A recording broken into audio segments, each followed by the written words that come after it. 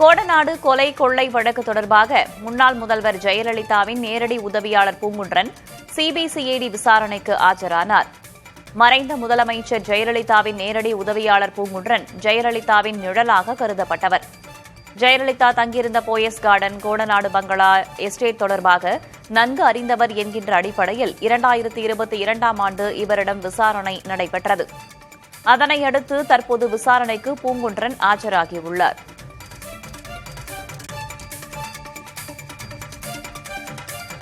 தமிழ்நாட்டில் 12ஆம் வகுப்பு பொதுத் தேர்வு முடிவுகள் ஒருநாள் முன்கூட்டியே வெளியாகிறது.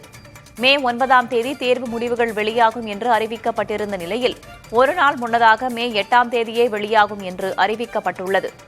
www.tnresults.nic.in என்ற இணையதளத்தின் வாயிலாக மாணவர்கள் தேர்வு முடிவுகளை தெரிந்து கொள்ளலாம். தங்களது தேர்வு எண் மற்றும் பிறந்த தேதியை உள்ளீடு செய்து தேர்வு முடிவுகளை பெறலாம். மாணவர்கள் தாங்கள் பயின்ற பள்ளியின் வாயிலாகவும் தேர்வு முடிவுகளை தெரிந்து கொள்ள ஏற்பாடு செய்யப்பட்டுள்ளது. தனித் தேர்வர்கள் அவர்கள் விண்ணப்பித்தபோது வழங்கப்பட்ட கைபேசி எண்ணிற்கு தேர்வு முடிவுகள் குறுஞ்செய்தியாக அனுப்பி வைக்கப்படும் என்று தெரிவிக்கப்பட்டுள்ளது.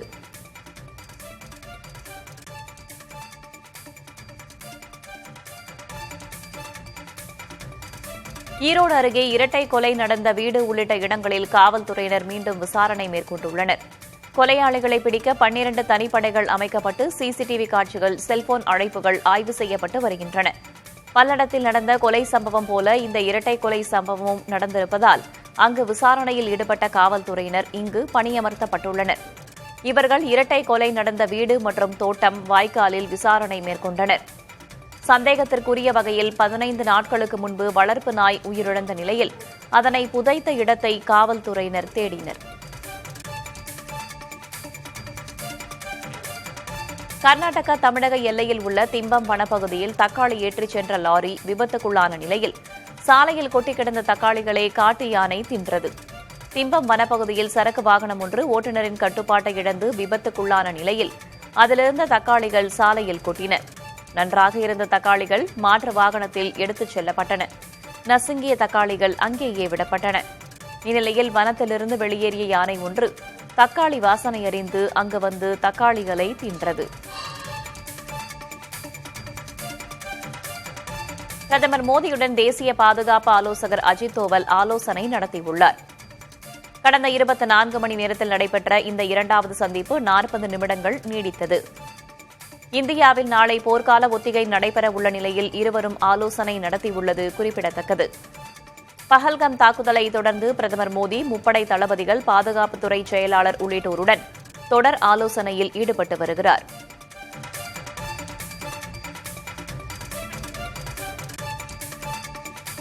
ஆயிரத்து 1971ஆம் ஆண்டுக்கு பிறகு முதல் முறையாக நாளை நாடு முழுவதும் போர்க்கால பாதுகாப்பு ஒத்திகை நடைபெறவுள்ளது. இந்த ஒத்திகையின் போது வான்வழி சைரன்கள் ஒலிக்கப்படும். போர் போன்ற சூழலில் மக்கள் தங்களை தற்காத்துக் கொள்வது பற்றியும் ஒத்திகை செய்யப்படும். பாதுகாப்பான இடங்களுக்கு மக்களை வெளியேற்றுவது, காயமடைந்தவர்களை சிகிச்சைக்காக அழைத்துச் செல்வது, அசாதாரண சூழலில் மக்கள் நடந்து கொள்ள வேண்டிய விதம், கட்டுப்பாட்டு அறை செயல்பாடு போன்றவை ஒத்திகை செய்து பார்க்கப்படும். ஒத்திகையின் முன்னோட்டமாக உத்தரப்பிரதேச மாநிலம் லக்னோவில் பயிற்சி வழங்கப்பட்டது. இதில் பல்துறை அதிகாரிகள் மற்றும் மாணவ மாணவியர் பங்கேற்றனர்.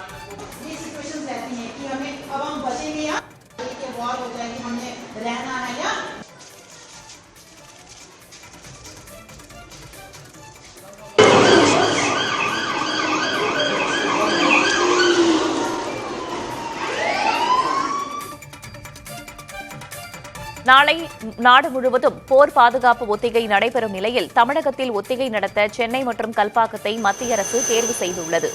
பாகிஸ்தானுடன் போர் பதற்றம் நீடிக்கும் நிலையில் நாளை போர் பாதுகாப்பு ஒத்திகை நடத்த அனைத்து மாநிலங்களுக்கும் மத்திய அரசு உத்தரவிட்டது. அதன்படி நாடு முழுவதும் 3 பிரிவுகளாக பிரிக்கப்பட்டு 259 இடங்களில் ஒத்திகை நடத்த முடிவு செய்யப்பட்டுள்ளது. தமிழகத்தில் சென்னை மற்றும் அணுமின் நிலையம் உள்ள கல்பாக்கத்தில் பாதுகாப்பு ஒத்திகை நடைபெறவுள்ளது. புதுச்சேரியிலும் ஒத்திகை நடத்தப்படும் என்று தெரிவிக்கப்பட்டுள்ளது. முக்கிய ஆலைகள், ஆயுத கிடங்குகளை முன்கூட்டியே மறைப்பதற்கான ஏற்பாடு குறித்தும் பயிற்சி அளிக்கப்பட உள்ளது. கடைசியாக 1971ஆம் ஆண்டு இந்தியா பாகிஸ்தான் இடையே போர் ஏற்பட்டபோது ஒத்திகை நடைபெற்ற நிலையில் 54 ஆண்டுகளுக்கு பிறகு அதே போன்றதொரு ஒத்திகை தற்போது நடைபெற உள்ளது. ஐநா பாதுகாப்பு கவுன்சில் கூட்டத்தில் பாகிஸ்தானிடம் கடுமையான கேள்விகள் எழுப்பப்பட்டதாக தகவல்கள் வெளியாகியுள்ளன. இந்தியா பாகிஸ்தான் இடையிலான பதற்றம் தொடர்பாக விவாதிக்க பாகிஸ்தானின் கோரிக்கையின் பேரில் ஐநா பாதுகாப்பு கவுன்சில் கூட்டம் நடைபெற்றது. இந்த கூட்டத்தில் பஹல்கம் பயங்கரவாத தாக்குதலுக்கு கவுன்சிலின் உறுப்பினர்கள் கண்டனம் தெரிவித்ததாக கூறப்படுகிறது. சில உறுப்பினர்கள் மத நம்பிக்கையின் அடிப்படையில் சுற்றுலா பயணிகள் குறிவைக்கப்பட்டது குறித்து சுட்டிக்காட்டியதாக சொல்லப்படுகிறது. இந்த கூட்டத்தில் பாகிஸ்தானிடம் கடுமையான கேள்விகள் எழுப்பப்பட்டதாகவும் பாகிஸ்தானை மையமாக கொண்டு செயல்படும் லஷ்கர்-இ-தொய்பா இந்த தாக்குதலில் ஈடுபட்டிருக்க வாய்ப்புள்ளதா என்று வினவப்பட்டதாகவும் தகவல்கள் தெரிவிக்கின்றன.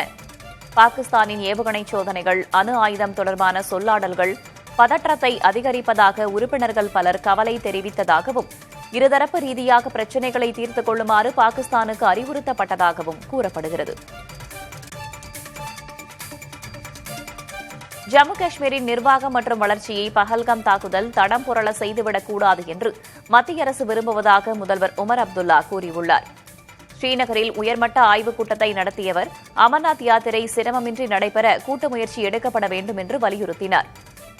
இதனிடையே ஜம்மு காஷ்மீரின் முன்னாள் முதல்வர் மெஹபூபா முஃப்தி காஷ்மீர் பள்ளத்தாக்கில் சுற்றுலா தலங்கள் மூடப்பட்டதற்கு கண்டனம் தெரிவித்தார்.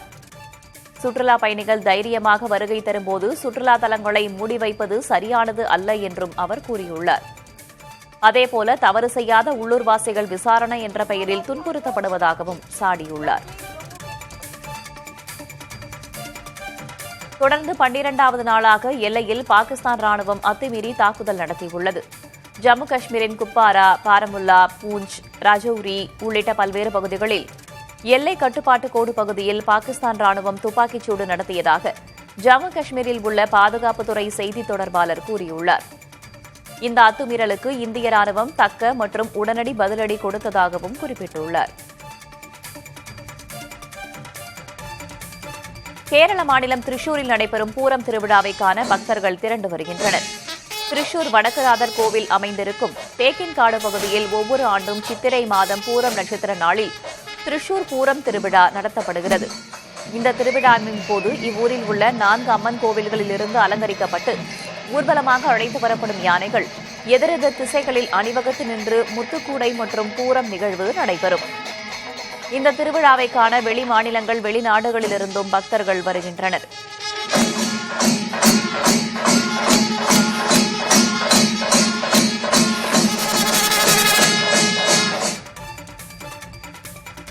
₹1,500 கோடி சட்டவிரோத பண பரிமாற்ற வழக்கில் தலைமறைவாக இருந்த ஹரியானா காங்கிரஸ் முன்னாள் எம்எல்ஏவை அமலாக்கத்துறையினர் கைது செய்துள்ளனர்.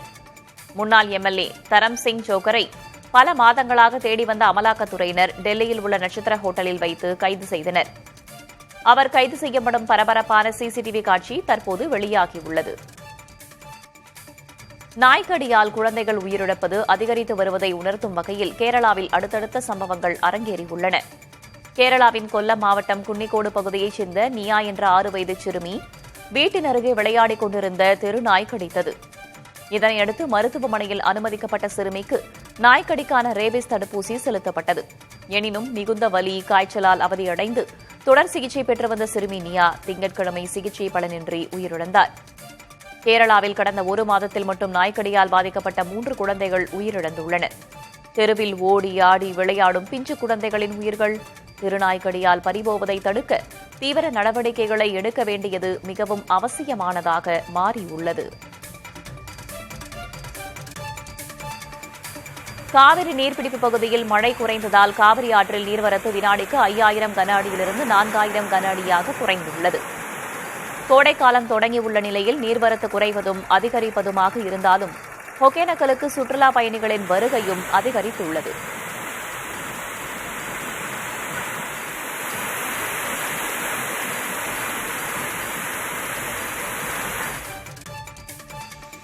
தேனி ஆண்டிப்பட்டி அருகே மேகமலை அருவியில் 10 வயது சிறுவன் நீரில் மூழ்கி உயிரிழந்த சம்பவத்தை அடுத்து இன்று அருவிக்கு சுற்றுலா பயணிகள் செல்ல வனத்துறை தடை விதித்துள்ளது. அருவியில் பாதுகாப்பு ஏற்பாடுகள் இல்லாதது குறித்து கேள்வி எழுந்த நிலையில் கூடுதல் பாதுகாப்பு ஏற்பாடுகள் செய்யும் பணியில் வனத்துறையினர் ஈடுபட்டுள்ளனர். இதனால் இன்று அருவிக்கு வந்த சுற்றுலா பயணிகள் ஏமாற்றத்துடன் திரும்பிச் சென்றனர்.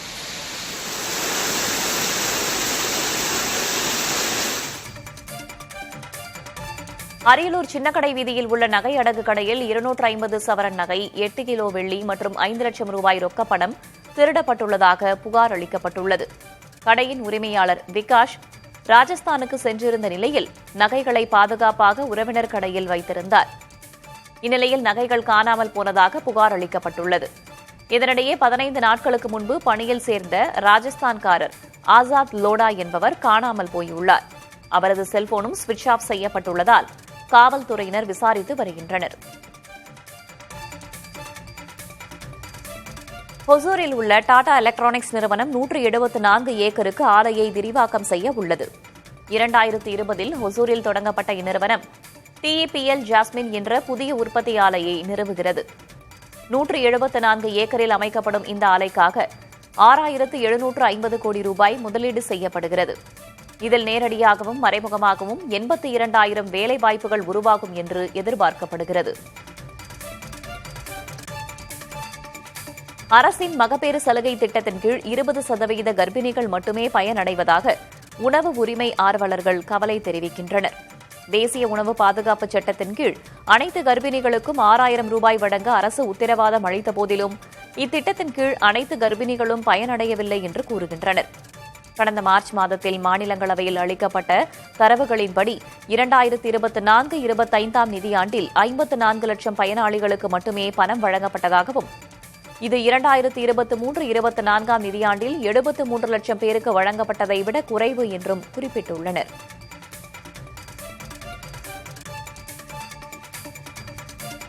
அக்ஷய திருதியை முடிந்த நிலையில் தங்கத்தின் விலை கணிசமாக உயர்வு கண்டுள்ளது.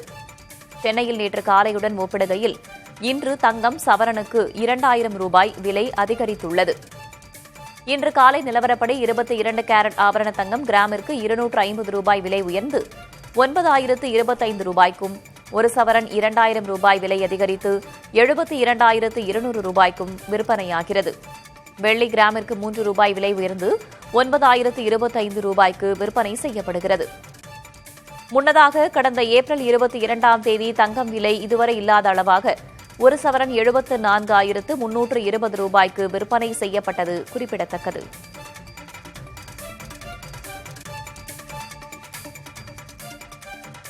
இந்தியாவின் பொருளாதார வளர்ச்சி 6.3% குறைய வாய்ப்புள்ளதாக சர்வதேச தர ஆய்வு நிறுவனமான மூடிஸ் கணித்துள்ளது.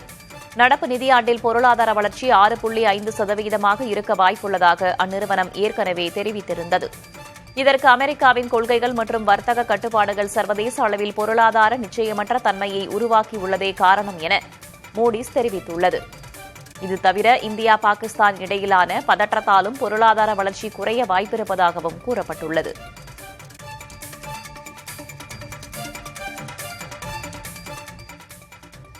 திரைப்படத்துறையில் பெண்களின் பார்வைக்கு அதிக இடம் அளிக்கப்பட வேண்டும் என்று நடிகை சமந்தா கூறியுள்ளார்.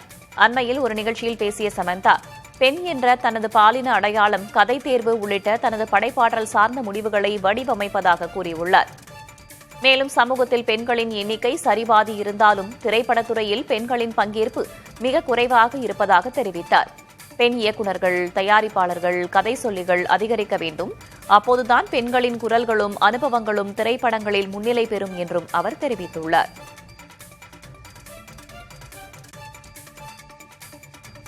பாலிவுட் நடிகையும் ஃபேஷன் ஐகானாக அறியப்படுபவருமான சோனம் கபூர், ஃபேஷன் என்பது ஒருவரது சுயத்தின் வெளிப்பாடு என்று தெரிவித்துள்ளார்.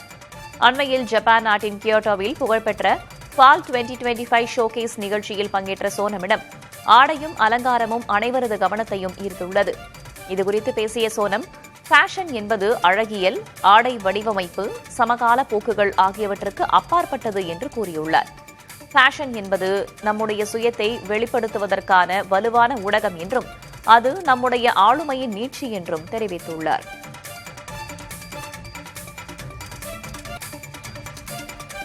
இருதரப்பினருக்கும் இடையே ஏற்பட்ட மோதலை தொடர்ந்து புதுக்கோட்டை மாவட்டம் வடகாடு பகுதி வழியாக அரசு பேருந்துகள் இயக்கப்படுவது நிறுத்தி வைக்கப்பட்டுள்ளது. சுற்றியுள்ள கிராமங்களில் டாஸ்மாக் கடைகள் மூடப்பட்டுள்ளன. வடகாடு பகுதியைச் சேர்ந்த ஒரு தரப்பினர் பெட்ரோல் பங்கில் பெட்ரோல் போடும்போது அவர்களுக்கும் மற்றொரு தரப்பினருக்கும் இடையே வாக்குவாதம் ஏற்பட்டதாக தெரிகிறது. இது மோதலாக வெடித்த நிலையில் இருதரப்பினரும் தாக்கிக் கொண்டனர். வீடு மற்றும் இருசக்கர வாகனமும் தீயிட்டு கொளுத்தப்பட்ட நிலையில் கார், அரசு பேருந்து ஆகியவற்றின் கண்ணாடிகள் உடைக்கப்பட்டன. 6 பெண்கள் உட்பட 20 பேர் காயமடைந்தனர். இந்த சம்பவம் தொடர்பாக 14 பேர் கைது செய்யப்பட்ட நிலையில் வடகாடு கிராமத்தில் 300க்கும் மேற்பட்ட காவலர்கள் குவிக்கப்பட்டு பாதுகாப்பு பணிகளில் ஈடுபடுத்தப்பட்டுள்ளனர். உச்சநீதிமன்றத்தை கடுமையாக விமர்சித்த பாஜக எம்பி நிஷிகாந்த் தூபேக்கு எதிரான மனுவை உச்சநீதிமன்றம் விசாரிக்க மறுத்துவிட்டது. நாட்டில் நடக்கும் உள்நாட்டு போர்களுக்கு உச்சநீதிமன்ற தலைமை நீதிபதியே பொறுப்பு என்றும், நாட்டில் மத போரை தூண்டுவதற்கு உச்சநீதிமன்றமே காரணம் என்றும் நிஷிகாந்த் தூபே கடுமையாக விமர்சித்து பேசியிருந்தார். இந்த பேச்சுக்கு எதிராக விஷால் திவாரி என்பவர் உச்சநீதிமன்றத்தில் பொதுநல வழக்கு தொடுத்தார். ஆனால் இந்த வழக்கை விசாரித்த தலைமை நீதிபதி சஞ்சீவ் கண்ணா அமர்வு மனுவை தள்ளுபடி செய்தது. இது தொடர்பாக விரைவில் ஒரு உத்தரவை பிறப்பிக்க உள்ளதாகவும் தெரிவித்துள்ளது.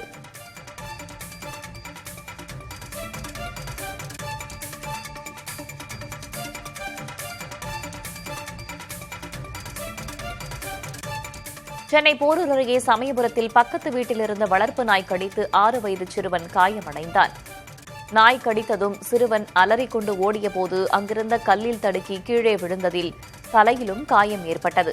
உடனடியாக மீட்கப்பட்டு மருத்துவமனையில் அனுமதிக்கப்பட்ட சிறுவனுக்கு தலையில் 4 தையல்கள் போடப்பட்டு சிகிச்சை அளிக்கப்பட்டு வருகிறது.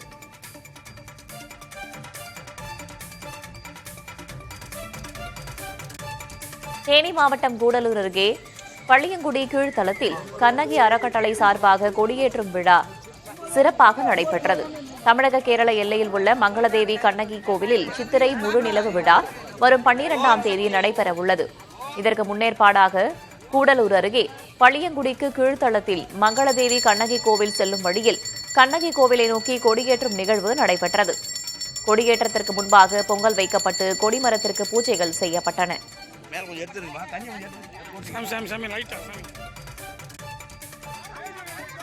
திருச்செந்தூர் கடற்கரையில் கொலை வழக்கில் தேடப்பட்டவரை காவல்துறையினர் கைது செய்தபோது அவரது உறவினர்கள் தடுத்த காட்சிகள் சமூக வலைதளங்களில் பரவி வருகின்றன. தூத்துக்குடி அருகே கீழக்கூட்டுடன்காடைச் சேர்ந்த முத்துப்பாண்டியன் மீது 3 கொலை உள்ளிட்ட வழக்குகள் உள்ளன.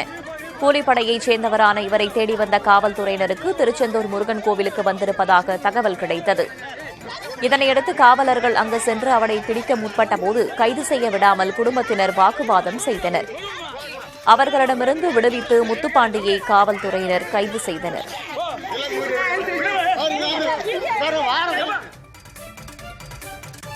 விருதுநகர் மாவட்டம் ராஜபாளையம் அருகே மீனாட்சிபுரம் கிராமத்தில் வெறிநாய் கடித்ததில் சிறுவர்கள் உட்பட 14 பேர் காயமடைந்துள்ளனர். பிள்ளையார் கோவில் தெரு மற்றும் பேருந்து நிறுத்தம் பகுதியில் நடந்து சென்றவர்களை நாய் துரத்தி கடித்துள்ளது. காயமடைந்தவர்கள் ராஜபாளையம் அரசு மருத்துவமனையில் சிகிச்சை பெற்று வருகின்றனர். வெறிநாய் தொல்லையை கட்டுப்படுத்த பொதுமக்கள் கோரிக்கை விடுத்துள்ளனர்.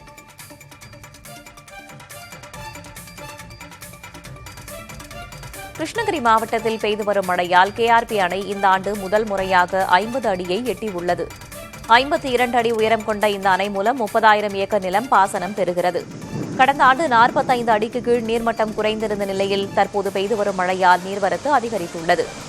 இன்று காலை நிலவரப்படி அணைக்கு வினாடிக்கு 150 கனஅடி தண்ணீர் வருகிறது. இதே நிலை நீடித்தால் விரைவில் முழு கொள்ளளவை எட்டும் என்பதால் பாசன விவசாயிகள் மகிழ்ச்சி அடைந்துள்ளனர்.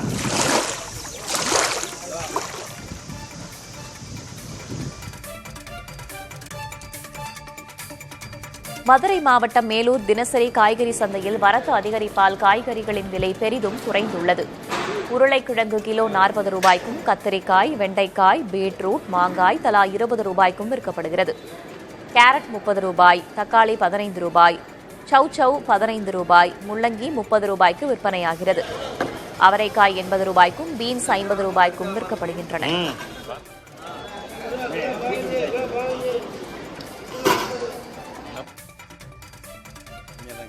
சேலம் மாவட்டம் ஓமலூர் வட்டாரத்தில் பூண்டு கிலோவிற்கு 10 ரூபாய் விலை உயர்ந்து 150 ரூபாய்க்கு விற்பனையாகிறது.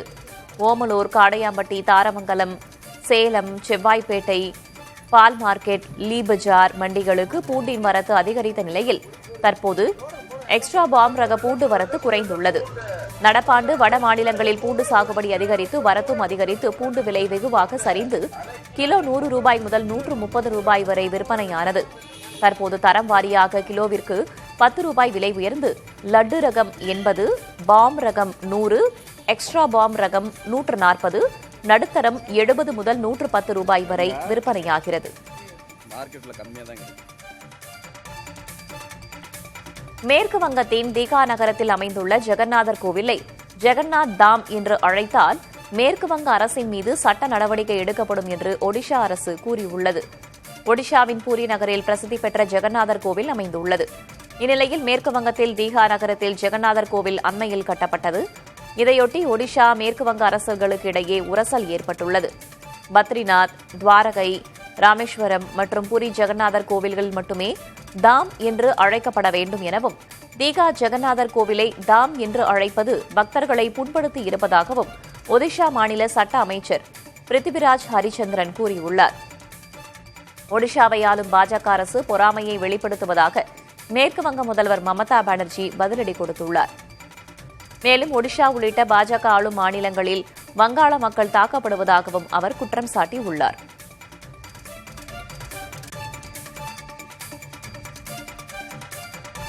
பொதுத்துறையைச் சேர்ந்த பேங்க் ஆஃப் பரோடா வங்கி வீட்டுக் கடன்களுக்கான வட்டி விகிதத்தை 0.4% குறைத்துள்ளதாக அறிவித்திருக்கிறது. தங்கள் வங்கியில் புதிதாக வீட்டுக்கடன் வாங்குபவர்களுக்கே இது பொருந்தும் என்றும் கூறப்பட்டுள்ளது. அதன்படி 15 லட்சம் ரூபாய்க்கு மேல் வீட்டுக்கடன் பெறும் வாடிக்கையாளர்களுக்கு கடன் வட்டி விகிதம் 8.4%லிருந்து 8% குறைத்து வழங்கப்படும் என பேங்க் ஆஃப் பரோடா வங்கி கூறியுள்ளது. இது தவிர 40 வயதிற்கு கீழ் உள்ள வீட்டுக்கடன் வாங்கும் பெண்களுக்கு 0.05% வட்டி குறைக்கப்படும் என்றும் அவ்வங்கி தெரிவித்துள்ளது.